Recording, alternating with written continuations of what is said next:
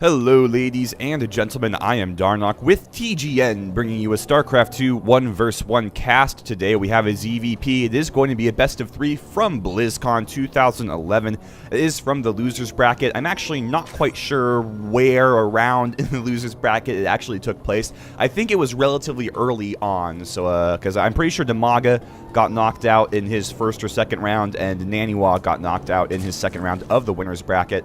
And I think this is their first match in the losers bracket. So for what it's worth, that's what I think is going on. And I'm pretty excited for this one. We have two very, very strong European players who here today who are very, very good indeed. So let's go ahead and introduce them. The map is going to be Shakur's Plateau. In the upper right, we do have Naniwa. He is the green Zerg from Sweden. Sweden? Is he Swedish? Finland, maybe. Well, one of those Linds. One of those. I think he's Swedish, so we're going to go with that. He's the green Protoss. His opponent in what we call close positions on this map. I am using the quotation marks there because actually, like, the top right and the bottom right would technically be closer, but those are impossible to have. The game will not allow it, so these are the closest positions possible. In the upper left, we do have Dimaga. He is the red Zerg player. And he was actually one of the first players I ever watched when I started watching StarCraft 2 casts. I remember I was watching Husky StarCraft back in the day, and I think I was watching Dimaga vs. Huck or something like that, and that was my very first SC2 cast I did view, and it did get the ball rolling for me to eventually get into this scene. So Dimaga does hold a special place in my heart. However, if you're going to ask me to predict who's going to win this game, I think it'll be Naniwa. Naniwa is a little bit of a stronger player.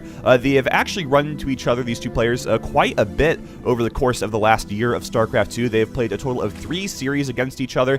Naniwa has won 2 of them. Dimaga has won 1, so he's obviously not completely outclassed or anything like that. I think as far as games go, Dimaga has won like 4 and Naniwa has won 6 or something like that.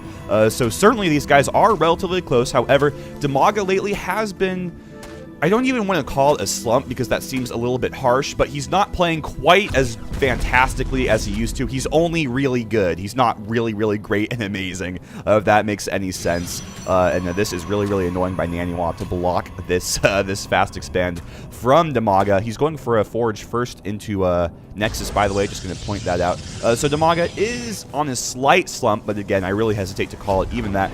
Naniwa, on the other hand, has always been scary since the beginning of the year, but he's getting scarier and scarier, stronger and stronger. He recently joined Complexity, and through that partnership that Complexity has with the Korean team MVP, Naniwa has been spending quite a bit of time in Korea, and it's really starting to show. He is a very, very, very, very, very, very strong player. I have to put on so many varies to really illustrate just how powerful Naniwa is.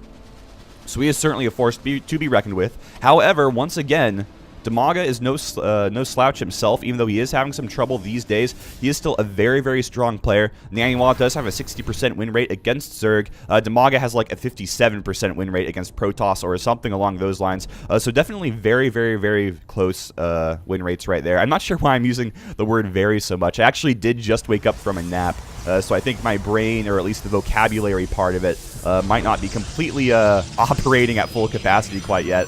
So I can't actually use different words. I just have to use very simple one-syllable words and attach a bunch of varies onto the front of them. So I guess that's what I'm going through right now. Now, Dimaga going to be going for a fast third expand. Anybody who knows anything about ZVP will know that's just because Naniwa did go for a fast natural expansion. Can't let that Protoss get on equal bases with you, so you got to take that very quick third expansion on your own to make sure you are in the lead there. Now, I'm going to be very interested to see how Naniwa does follow this up. I would not be surprised if he went for some sort of Stargate play. Naniwa is one of the scariest Protoss players when it does come to Stargate plays. He has great Void Ray micro. Actually doesn't go for the Phoenixes all that much. Really likes to just stick with those very powerful Void Rays and just trust his micro to keep them charged up, keep them alive, and keep them popping Zerg units and buildings. So that can be something that Dimaga is going to have to watch out for. We're going to have to wait and see, though, from Naniwa. He hasn't quite revealed his tech choices yet. as he is still on just these 2 assimilators. So for the time being, he's just doing what you always do when you go for a Forge Fast Expand. He's just building those probes, keeping up with those pylons, and throwing in a unit here or there. Chrono-biscuiting? Yes, chrono-biscuiting. It's like Total Biscuit, but faster. Chrono-boosting that cybernetics core to get the warp gate research out, and so on and so forth. In the meantime, Dimaga going to be adding on a defensive roach warren. He's not going to be using this for aggression or anything quite yet. He's just going to sit back, make sure he has a few roaches to defend any pushes coming out here from Naniwa, and really just continue trying to drone up these 3 bases to perfection. And then he will start putting on some aggression, to be sure. Now, Naniwa is about to finish his +1 ground weapons upgrade right here. On top of that, he does have 3 gateways warping into the main base. So he is going to get up some gateway production right there. But 4 gateways, that's not all he's going to be building. He's going to be doing something along with this. If he was going just for pure gateway pressure, he would be going for more like 5, 6, maybe even 7 gateways, depending on how all in he was wanting to get. Now, he does have a probe going to throw down a proxy pylon over here, so he is going to put on some pressure with these 4 gateways. There are some Zerglings in the area. They saw the probe, but Dimaga apparently did not quite see that, so this proxy pylon could very well go up. Now, these Zerglings are going to spot the sentries and the zealot here, so that might give Dimaga the cue that there is some aggression coming in. He does have 11 roaches on the way. The Zerglings going to back off, and are they going to see that pylon? No, they do see units warping in, though. There's a pylon over here on the high ground as well that Dimaga has spotted, so Dimaga is going to know that there is a push coming out over here. Now, these roaches are pretty far away. They do have to get across that area without creep and without their speed upgrades. So this could be pretty dangerous for Dimaga, especially as we do see the force fields going down onto that ramp from Naniwa, and Naniwa looking very, very scary. He's actually going to deal quite a bit of damage with this small group of gateway units, 4 sentries, 3 zealots, not all that much, but he's going to be able to do some damage here. Actually, he's just going to have to fall back up to the top. He actually didn't really have all that much energy on these sentries, which is actually going to come back to bite him here. Could have waited a little bit longer to get those sentries boosting up with their energies. He's going to be able to hold out here for a little bit longer. This is going to be his Alamo, and with 4 sentries, he can actually infinitely keep this area force fielded. 4 sentries is what you need, and he's actually even warping in more units. This pylon can reach up to the high ground, and Dimaga still has not seen it. He could actually just go kill that easy peasy, but he doesn't quite realize that yet. And oh, he is going to lose an overlord right there. And behind all of this, I do want to point out in the main base of Naniwa, these are not Stargates, those are gateways. At the natural of Naniwa, he does have 2 Stargates coming out right now, so he is going to follow this up with some Void Ray aggression. We do see those Void Rays getting warped into the production tab right now, and Dimaga could be in some trouble here. Now, he does have an evolution chamber out. He is actually bringing in 2 spore crawlers down here, which is actually interesting. He just has the 2 spore crawlers being built at the 3rd base. And okay, he already does have some built at the natural and at the main. Okay, I thought he was just ignoring those. But we do see more zealots are getting warped in at this proxy pylon. They're going to go ahead for the relatively undefended 3rd base, or 2nd base, excuse me. Actually, that is completely undefended. Just a single queen right there. This could get messy for Dimaga. There are sentries here on the high ground, pew-pewing away. Is there a drone in there? Or no, that's the spore crawler. Okay, I actually couldn't tell because that force field was so very confusing. He's going to get sent back for the time being, but these zealots absolutely going to tear through these 2 queens. Dimaga going to micro them to the best of his abilities. One of those queens is getting very, very low. The other is close behind, and he's going to run out onto the creep. And he is bringing the roaches back over here. He is going to be able to save both of those queens, which is a pretty big deal. Queens are, of course, very, very important. That is going to allow Naniwa to push out here once again, and he is in another great position where he can start force fielding this ramp again. It is double wide, so it is going to burn through that energy relatively quickly, but he did warp in some more of those sentries. The ones that were already around haven't really died yet.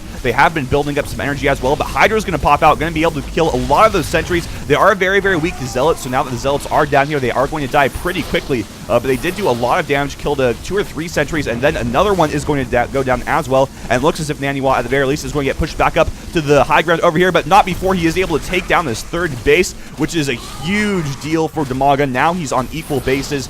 He is on 2 base versus 2 base. 56 probes versus 42 drones, and Dimaga in a lot of trouble right now, especially as there is a total of 4 Void Rays heading towards his main base. They actually might spot out this 3rd that Dimaga is trying to build. Actually, does not look like it. it. They are going to skim past, but if they do ever spy it, it is going to be very, very easy for them to take those down. Now, again, there are spore crawlers out on the field. There is a Hydra's den that is going to open up that tech path, of course, to be able to deal with these Void Rays, but there aren't really any Hydras in the area now. There are a few Hydras, but it's going to take them a while to make it into the main, and that could be too late, as 4 Void Rays are going to be shooting away at this layer. Oh my goodness, I think this layer might go down. Actually, uh-oh, here comes Dimaga. He does have 3 queens over here. Naniwa just can completely ignore them. He has 2 more Void Rays coming in as well. 1 Void Ray is going to fall, but this layer is certainly going to go down as well, and Naniwa just going to back off with that pick-off. He is happy with the damage he did, and he is all too happy to just head home. Wow, so much tech disturbance here for Naniwa. Now, he does actually miscontrol a couple of these Phoenixes. They're just going to fly in and die immediately, but man, Naniwa is looking terrifying this game. The third base hatchery is being rebuilt. Uh-oh, but the Void Rays are going to see this hatchery. There are a lot of Hydras out on the field. The creep doesn't quite extend all the way to this hatchery. So will Dimaga be able to get here in time? It looks as if he's going to be able to make it with those Hydras. He does have quite a few of them. So those Void Rays are going to start heading home once again. They are going to take a few of those Roaches with them, though. Not going to allow Dimaga to stave him, Naniwa off without taking some losses. And Dimaga just opening up some more paths for his ground units to move. He does have the stronger ground army, so that is a smart choice for him. But this is going to be a scary push from Naniwa. His ground forces have 1-1. His air is at 0-0. No air upgrades on the way or anything like that. But still, Naniwa with a very powerful timing here. I'm not sure if Dimaga is going to be able to hold this off. His Roaches and Hydras are out of position. Now, Naniwa wasn't quite committed as well, so that is going to work out a little bit for Dimaga, and now both forces are engaging. Good force fields going down here from Naniwa. Those Zealots in the front absolutely tearing through the Hydras that are trapped up against those force fields. There still are 4 of those Void Rays up, which are really big damage dealers. The Hydras trying to focus them down, though. Only a single Void Ray left. A few Hydras left, but they are not going to be able to put out the DPS necessary to kill the single Void Ray, as the Stalkers are dealing damage to them as well. The Queen is going to go down. 7 Roaches, 3 Hydras are being spawned out for Dimaga right now. But look at this. There was a huge warping that just occurred from Naniwa, and if he pushes forward right now, he actually might be able to kill the hatchery. However, he's going to play it safe. He's going to stay by that watchtower.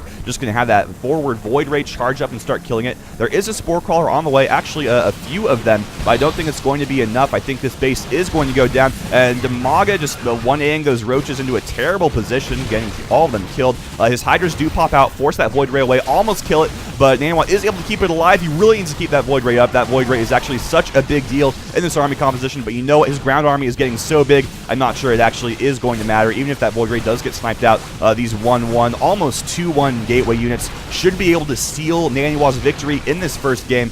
Queen pops out, trying to focus down that Void Ray. It does go down, but so does the 4th hatchery here for Dimaga. And Dimaga, once again, so much trouble behind all of this. Naniwa has taken up a 3rd base. It is already getting nice and well saturated. This pylon's still in the area, so if Naniwa wanted to use an air unit, he could fly a Void Ray over here or something and gain sight to warp in some more units here. Now, there is another hatchery going down here for Dimaga. He's going to be taking a 4th base. This is actually like his 7th or 8th hatchery. He's lost so very many of them, but oh no. Naniwa has a blink. If he gets an observer out or another air unit, he could blink onto the high ground here. Looks like he's pretty over those Stargate units, though. Doesn't really feel the need to build too many more of those, so he's just going to go for a straight up attack down this lane. Going to try and go up to that 3rd. Dimaga not going to make it too easy for him, but just look at this, ladies and gentlemen. Naniwa's army outstripping Dimaga's by leaps and bounds. Big blink forward, nice force fields. All these Roaches are going to fall, and with that, Dimaga does know that it is a GG, so he is going to leave the game right there. Naniwa taking a very, very strong... There I go with the varies again. I don't know what I'm doing today, but he does take a strong first victory here against Dimaga, and that's going to cause a lot of momentum going into game number 2 for Naniwa.